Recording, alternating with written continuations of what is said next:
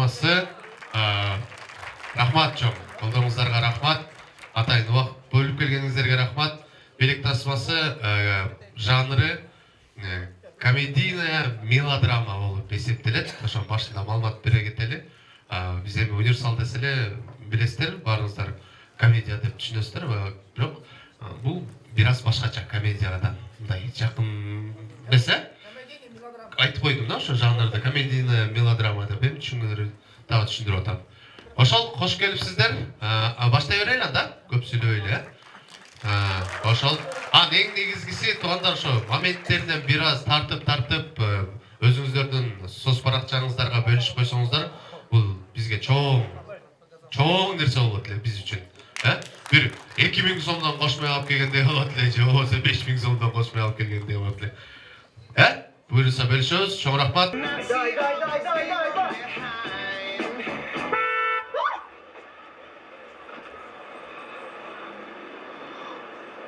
Өзіңді қара айдавайсың бі? Анда ертерек баспайсың бі? Бұл деген пешеход! Вот именно пешеход, ойларда ол ертерек өтпейсің банда. Ова! Ой, болса месова! Ты что, дура, что ли? Айке, Айделинен мықты қызматкеріменен суретке тартып алайыншы. Келгісін.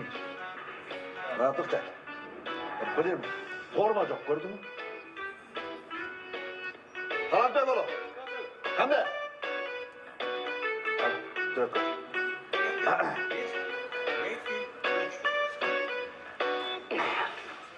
Не geçigim? Geçe qaysı qılmışkerdi qarmadың? Qancha жолу qarmadың? Mağla dele номерін берсең, мен деле qarmap көрейін да. Өзің әле қармадың да? О? Шunu өзің қармағанда, бізді айтсаң, бізде әле групповой барып қармайлы, а? Бізде әле қармақ, қая қой беріп, қармағыз келіп біздің. Ал ештек емес. Мен ана кеше с поличным бармы болдым. О мен анда. Жаратқан Аллах Таалам никеңерді берекелі болсын, үй бүлөңөр бекем болсын, эки дүйнө бактылуу болгула, көп балалуу болгула. Роббана атина фид дуния хасана, ва фил ахирати хасана ва кина азабан нар. Амин. Чоң рахмат. Никенин акчасы кимде? Беріп атқызақ болу? Вот. Кудура жүрсүн. Ага.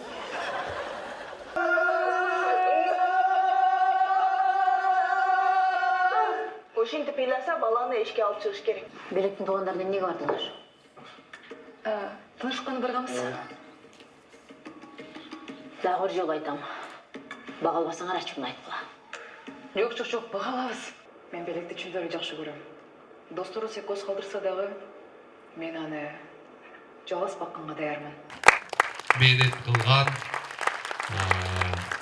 жакта бүгүн эми негизи эки жакта закрытый показ болот атат. Бишкекте дагы бүгүн ал жакта Калы эке, Тайыр эке жана режиссерлор бардыгы ошол жакта. Актерлор ушундай болуп калды, шарт туура түшүнөсүздөр дейм. Бирок бул жакта универсал командасынан дели Садык эке жана Хамболот, Аматтур, Актилек эке ушул жигиттер бар. Ошто калдык биз, ошто кылабыз деп закрытый показды. Жана аксакалдардан дагы. Өзү чакырып. Токтой атасыз. Ассаламу алейкум. Кандайсыздар, жакшысыздарбы? Кино чынында жактыбы, мындай? Жаккан болсо кубанычтабыз. Кино мага жакты, чындыгында. Жанагындай, кандай десем, үй бүлө деген ыйык нерсе экенин тамашалаптыр кинодо. Ошо менен кошо жанагы көрүүчүнү зериктирбей арасында баягындай комедиялар бар экен. Чыгылып кыскача айтканда кино мага жакты. Ушул кино тартыш бул чындыгында көрүп коюш оңой, бирок аркасында көптөгөн адамдардын эмгеги бар. Ошо сценарий жазгандан башталат бардыгы. Анан ушул кинону жараткан, ошого эмгек кылган баарыңыздардын мээнетиңер кайтсын. Ушул кино баарыңыздарга ушундай аброй алып келген, кадыр-барк алып келген кинолордон болсун. Ошо кыскача ийгилик. Арада бир нерсени айтып, бир нерсени сурашып унутуп калдым да. Биз негизи бизден көп эле комедия күтөбүз го. Анан аз күлөбүз деп түшүнбөй калбадыңарбы? кино бүтүп калды каяка көрөбүз. Просто биз кино тартып атканда бул же 4-чү же 5-чи кино да. Жалаң комедия жаза бер деген режиссерлер айтты да. Жалаң комедия тартып берип элдинде кичине мелодрама аралашып, сүйүп аралаштырбайлы дедилер. Анан бизди катын кызганат деп башка бирөөнү ойноттук десең. Тамаша. Просто жалаң биздин ичибиз керебесин атай Бишкектен артистерди чакырттык да. Айпера эжекебизге сөз берейик. Эмгегиңерге баракелде балдар. Ийгилик каалайбыз. Абдан жакшы кино болуптур. Чындыгында ыйлап отуруп көрдүк, аябай. Күлгөн жеринде күлдүк. Ыйлай турган жерлер бар экен, ыйладык дегендей. Ийгилик жана ийгилик абдан сонун. Мага жакты мисалы. Рахмат. Universal командасы менен Асат Production буга чейин бир кино тартып көргөнбүз. Барыңыздар билесиздер, араңызда да көргөндөр болсо керек. Кино тартуу чындыгында өтө кыйын. Бирок бул кино башка кинолордон айырмаланып бир канча жогорку тепкичке өсүптүр. Кино өтө мыкты. Буюрса мен Universal'да күтөм. Эмки кинолорду дагы өзүңөрдүн да лицоңор жакшы. Чыңгыздагы кинодо өтө сонун ойноптур. Бирок кийинкиде силердин главный ролду көргүм келет да, силердин кийинки киноңорду. Ошол кино чындыгында өтө жакшы. Ассаламу алейкум туугандар. Мен кинодо болбой калдым, себеби жашоо бияктан стройка кылып калдым. Мен стройка баштап балдар менен башында башка садык айткандай башка киного сценарий түзгөнбүз, чогуу эле баарыбыз. Бишкекке баргандан эле башка кино тартыштырган. Вообще кандай болуп аткан чындыгында мен командадан кабар ала албай калдым, себеби булар деле менен кабар албады деп ушинтип. Мен биякта стройка муну керек болуп калат экен, балдар туура түшүндү, мен дагы балдар туура түшүндүм. Ошентип мен кинодо катыша албай калдым, бирок бир жерлерине келип түшүп кетти деле, ага деле убакыт болбой калды. Мен бир минутталык жеринде көргөн эмесмин, силер менен нөлдөн көрдүм да. Эми мен ойлойм, өзү негизи баягы үйгө стройкага кеткен акчаны эсептеп алып, ыйлагым келип ыйлай албай жүрөт элем. Бүгүн конкретно ыйладым да, баягы авария болуп кеткенден баштап ыйладым чындыгында. Билбейм, бул жерде жаштар да бар, үй бүлөлөр да бар. Семейный баласы бар адам болгон болсо өтө катуу тие турган, өтө катуу бир маани бере турган нерсе экен. Анан бул жерде эң негизгиси мен дагы бир нерсени көп түшүнүп жеткеним, достукту өтө даңгызалаган да, себеби ар бир адамдын ушундай жашоодо бир досу болот.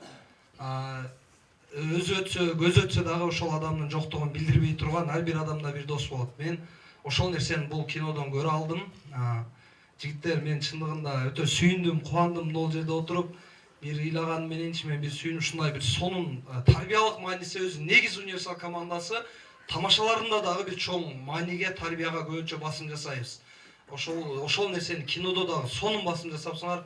Мен бул кинону көрүп өтө сүйүндүм. Буга чейин кинолордо көргөм, мээнет аябай чоң болот, кинодо көрүп коюш оңой туугандар. Бир кичине убакыт бөлүп келип көрүш оңой, бирок тартыш өтө кыйын. Эми не дейм, командабызга ийгилик каалайм, буйруса кийинки кинолордон сөзсүз түрдө дагы команда менен толук болобуз, чогуу болобуз. Буйруса ийгилик баарыбызга мындай келип колдоп берген сиздер бар, агаларыбыз бар, баарыңыздарга чоң рахмат, Алла ыраазы болсун. Ошол баарыңыздарды ушундай мыкты үй бүлө болушуңуздарга, мыкты достор менен жашашыңыздарга баарыңыздарга тилектешмин. Ийгилик каалайм. Кош, жабык көрсөтүүнү жыйынтыктайбыз. Буюрса чоң рахмат келгениңизге. Эртеңден баштап мындай бардык кинотеатрларда белек татмасты. Негизи ошол кызыктуу кино көргөндө баягы убакыттын кантип өткөнүн билбей каласың да. Азыр мына хронометраж бир 1,5 саат окшойт, бирок 1,5 саат мен үчүн бир 5-10 мүнөт өткөндөй эле болду да.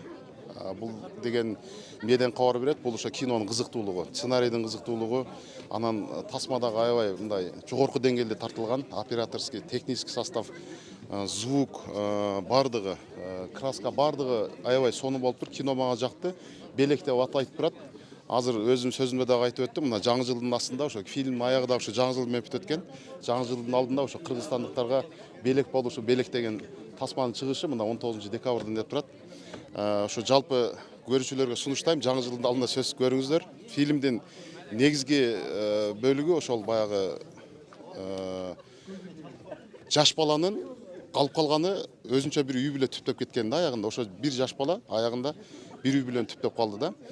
Кинонун да мындай тарбиялык мааниси да жакшы экен, бардыгы жакты. Сунуштайм баарыңыздарга. Ошол. Эми бүгүнкү тасма чындыгында ошо үй бүлөлүк баалуулуктарды чагылдырган тасма болуптур. Үй бүлө тынч болсо ар бир адамдын тилеген ой максаттарына жетишти чоң мындай өбөлгө болот да. Ошондуктан үй бүлөнү биринчи планга коюш керек ар бир адам. Үй бүлө тынч болсо, үй бүлөдө бактылуулук болсо, ошол жашоо бактылуулук деп эсептейм. Бул тасмада дагы ошол үй бүлөнү өтө даңгызалаптыр. Ошол тарбиялуу маанилери өтө жакшы экен. Ичинде ошо күлкүмүштүү жактары да көп экен. Бизге кино абдан жакты. Ошо баарыңыздарды ушу кино тасмага келип, көрүп, чер жазып кетиңиздерди чакырам. Ушундай кино тасмалар кыргыз киносунда көп боло берсин. Негизи кинонун жаралганда биз бул өзү сценарийни ар кандай жазып аттык кино башталып аткандачы.